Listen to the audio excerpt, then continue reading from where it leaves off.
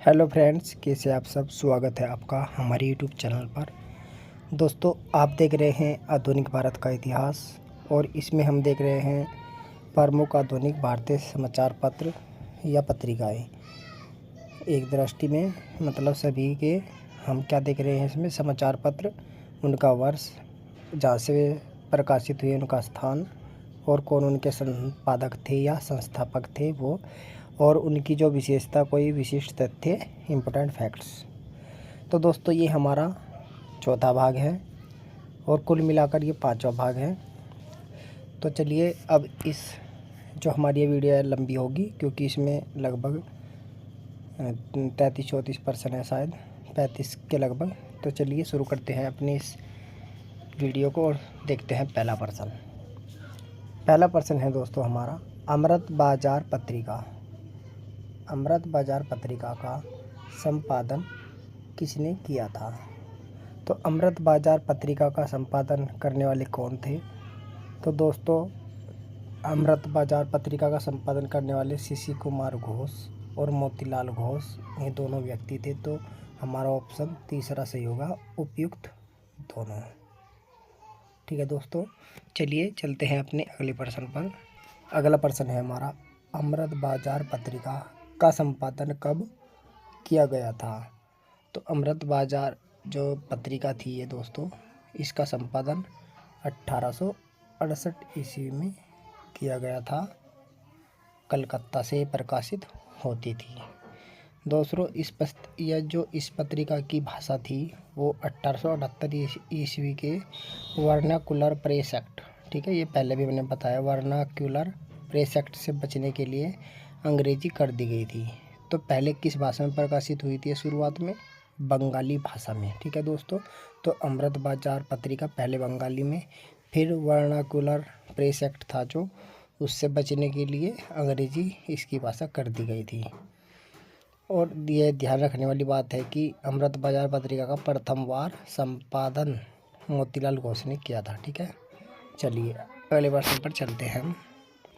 अगला प्रश्न है, बंग दर्शन पत्रिका का संपादन किसने किया था?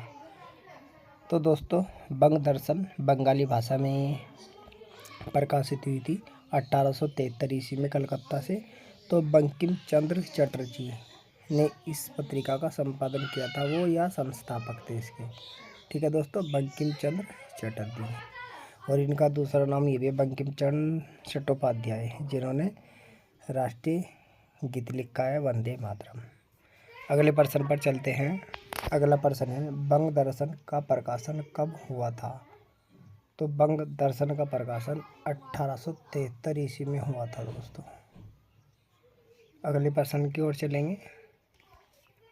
अगला प्रश्न है, मद्रास मेल का प्रकाशन कब हुआ था? तो दोस्तों, मद्रास मेल का प्रकाशन 1868 ईस्वी में हुआ था दोस्तों। 1868 ईस्वी में हुआ था।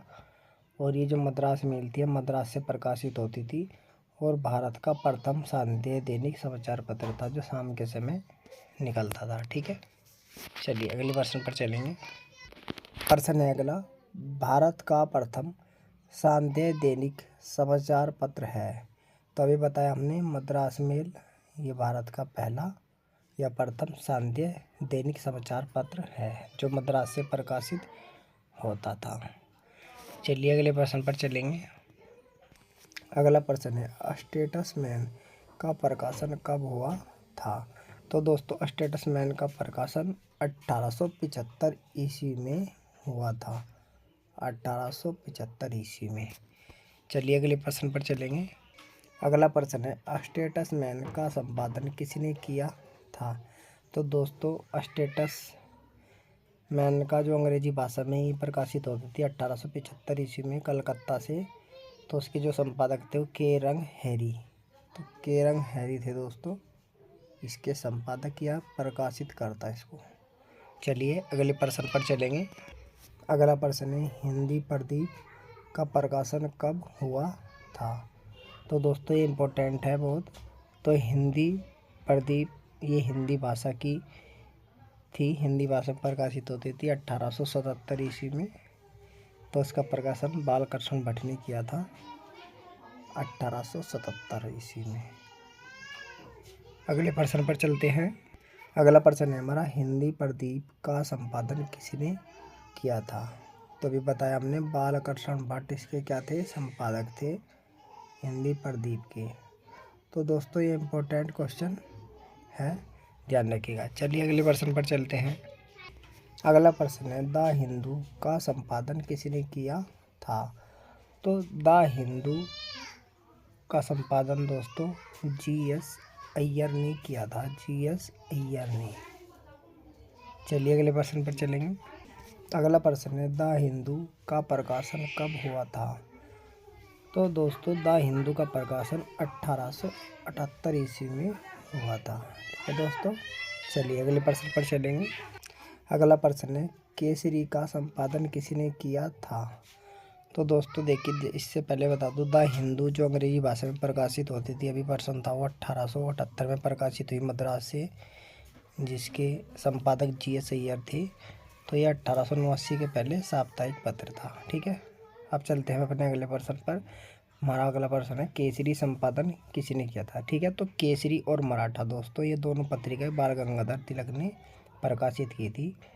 ठीक है, बम्बई से। तो देखिए जो केसरी थी ये पहली, इसका संपादन किसने किया? बाल गंगाधर तिलक ने। अगले प्रश्न पर चलेंगे। अगला प्रश्न है, केसरी का प्रकाशन किस वर्ष हुआ था? तो केसरी का जो प्रकाशन हुआ वो 1881 में हुआ दोस्तों। चलिए अगले प्रश्न पर चलते हैं। अगला प्रश्न है, केसरी का प्रकाशन किस भाषा में हुआ था? तो दोस्तों केसरी का जो प्रकाशन होता था वो मराठी भाषा में होता था। दोस्तों यहाँ पर ध्यान देने वाली है, मराठी भाषा में, और जो मराठा है उसका होता था अंग्रेजी में। चलिए अगले प्रश्न पर चलेंगे। अगला प्रश्न है, केसरी का प्रकाशन कहाँ से होता था? तो अभी हमने बताया ही, बम्बई से। ठीक है दोस्तों, बम्बई हो चाहे मुंबई हो। ठीक है, तो और ये जो पत्र था केसरी, पहले इस पत्र के जो संपादक थे वो प्रोफेसर केलकर जी थे। ठीक है, ध्यान रखिएगा। चलिए अगले प्रश्न पर चलेंगे। अगला प्रश्न है, मराठा पत्रिका का संपादन किसने किया था? तो मराठा पत्रिका का संपादन भी दोस्तों बाल गंगाधर तिलक ने किया था, अभी हमने बताया भी। अगले प्रश्न पर चलेंगे। अगला प्रश्न है, मराठा पत्रिका का प्रकाशन कब हुआ था? तो दोस्तों जो ये मराठा पत्रिका थी इसका भी प्रकाशन 1881 में हुआ, और केसरी का भी। ठीक है, चलिए अगले प्रश्न पर चलेंगे। एक बात और इम्पोर्टेंट है दोस्तों, तो जो मराठा थी अंग्रेजी भाषा में थी, मुंबई से होती थी ये भी, तो इसके जो पहले पत्र के संपादक थे वो आगरकर जी थे। ठीक है, आगरकर जी। चलिए अगले प्रश्न पर चलेंगे। अगला प्रश्न है दोस्तों, युगांतर पत्रिका का प्रकाशन कब हुआ था? दोस्तों ये भी इम्पोर्टेंट है, जो मराठा और केसरी थी ये भी मोस्ट इम्पोर्टेंट है। तो जो युगांतर पत्रिका थी दोस्तों, ये इसका पूछा है कि प्रकाशन कब हुआ था, कि प्रकाशन वर्ष क्या है? तो ये 1906 में प्रकाशित हुई थी दोस्तों, पहली बार 1906 में। चलिए अगले प्रश्न पर चलेंगे। अगला प्रश्न है, युगांतर पत्रिका का प्रकाशन किसने किया था? कौन इसके संपादक थे? युगांतर की पत्रिका का संपादन किसने किया दोस्तों? तो देखिए युगांतर पत्रिका 1906 में प्रकाशित हुई कलकत्ता से, और वारिंद्र घोष और भूपेंद्र नाथ दत्त इसके क्या थे? संपादक थे। तो वारिंद्र घोष और भूपेंद्र नाथ दत्त। तो दोस्तों जवाब सही होगा तो दोनों, ऑप्शन 3। अगले प्रश्न पर चलेंगे। अगला प्रश्न है, युगांतर पत्रिका का प्रकाशन कहाँ से किया था? युगांतर जो पत्रिका थी इसका प्रकाशन कहाँ से होता था? तो दोस्तों भी बताया हमने, कलकत्ता से। ठीक है दोस्तों, ध्यान रखना, कलकत्ता से इसका प्रकाशन होता था। चलिए अगले प्रश्न पर चलेंगे। अगला प्रश्न है, इंडिया का संपादन किसने किया था? तो दोस्तों इंडिया ये पत्रिका, इसका संपादन करने वाले कौन थे? तो दोस्तों दादा भाई नौरोजी इसके संपादक थे। ठीक है, दादा भाई नौरोजी इंडिया पत्रिका के संपादक थे, और ये पत्रिका क्या बल्कि साप्ताहिक पत्र ही था ये, बिल्कुल एक तरीके से, और लंदन से प्रकाशित होता था 1890 में। ठीक है, एक बात इसकी और क्या इम्पोर्टेंट है कि भारतीय राष्ट्रीय कांग्रेस की जो ब्रिटिश समिति का मुख्य साप्ताहिक पत्र भी था। चलिए अगले प्रश्न पर चलेंगे। अगला प्रश्न है, इंडिया साप्ताहिक पत्र का संपादन कब हुआ था? तो दोस्तों अभी हमने डेट भी बताई थी कि 1890 में। अगले प्रश्न पर चलेंगे। अगला प्रश्न है, इंडिया का प्रकाशन कहाँ से होता था? तो किस जगह से प्रकाशित होता था? इंडिया समाचार पत्र से और साप्ताहिक था तो दोस्तों लंदन से। ठीक है, इंग्लैंड की राजधानी लंदन है, लंदन से होता था। अगले प्रश्न को देखेंगे। अगला प्रश्न है, संध्या का प्रकाशन कब हुआ था? संध्या का प्रकाशन कब हुआ था? तो 1906 में। अगले प्रश्न को देखते हैं। अगला प्रश्न है, संध्या का प्रकाशन किसने किया था? तो संध्या का जो प्रकाशक थे या संस्थापक थे तो ब्रह्मानंदाव उपाध्याय थे। इन्होंने ही इसका संपादन किया था। चलिए अगले प्रश्न पर चलते हैं दोस्तों। इससे पहले हम बता दें कि जो संध्या थी बंगाल से प्रकाशित होती थी 1906 में। ठीक है, चलिए अगले प्रश्न पर चलते हैं। अगला प्रश्न है, प्रताप का प्रकाशन कब किया था? तो प्रताप का प्रकाशन कब किया था? तो दोस्तों ये हिंदी में छपने वाला था।